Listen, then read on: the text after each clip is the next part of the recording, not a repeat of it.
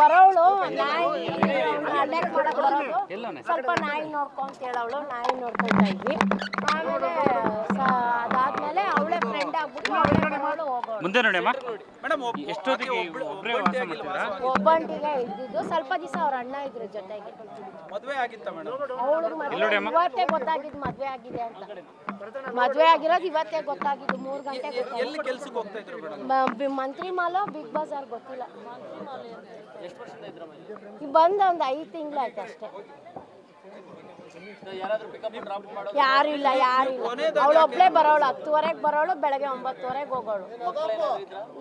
ಈಗ ಇದೆ ಅಂತ ಹೇಳ್ತಾವ್ರೆ. ಯಾರೋ ಜೊತೆಲಿ ಯಾರಿಲ್ಲ, ಒಬ್ಳೆ ಇದ್ದಿದ್ದು. ಇಲ್ಲೆಲ್ಲ ಮಾತಾಡ್ತಿದ್ರ ನಿಮ್ ಜೊತೆ ಒಡನಾಟ ಮಾತಾಡಿದ್ದು? ಏನೋ ಜಾಸ್ತಿ ಅಷ್ಟೇನು ಮಾತಾಡ್ತಾ ಇರ್ಲಿಲ್ಲ. ಮಂತ್ರಿ ಮಾಲ್ ಅನ್ಸುತ್ತೆ.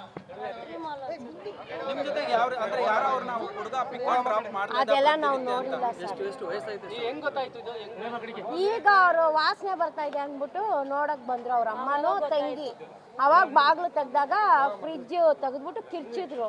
ಏನಂತ ನೋಡಿದ್ರೆ ಪೀಸ್ ಆಗ್ಬಿಟ್ಟಿದೆ ಬಾಡಿ ಅಂತ ಹೇಳಿದ್ರು. ಫ್ರಿಜ್ ಒಳಗಡೆ ಏನು ಹೇಳಿಲ್ಲ. ಯಾರ ಹತ್ರನೂ ಮಾತಾಡ್ತಾ ಇರ್ಲಿಲ್ಲ ಅವಳು. ಎದುರುಗಡೆ ಮನೆಯವ್ರ ಹತ್ರ ಅವ್ರವರು ಒಂದೇ ಕ್ಯಾಸ್ಟ್. ಅವಾಗ ಮಾತಾಡ್ಕೊಳ್ಳೋರು. ಗೊತ್ತಿಲ್ಲ ಸರ್ ನಮ್ಗೆ.